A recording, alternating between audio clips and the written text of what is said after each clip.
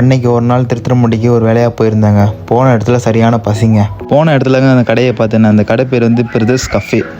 Guys, கடை ஸ்டார்டிங்லேயே dosa smell நல்லா இருந்துச்சுங்க.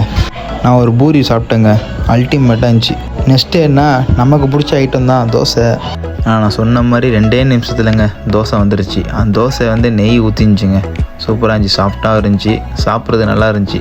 உண்மையாக வந்தால் நீங்கள் சாப்பிட்டு பார்க்கலாங்க. இந்த ஊர் ஸ்டைல் வந்து சுழியனுங்க, சுழியன் ஃபேமஸ்ங்க இங்கே.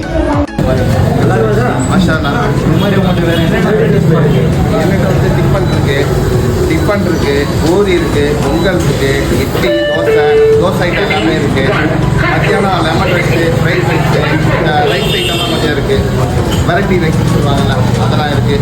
வீட்டு முறையில் தரமாக செஞ்சு கொடுத்துருக்காங்க. இந்த கடை வந்து டிஃபன் கடையும் இருக்குது, டீ கடையும் இருக்குது.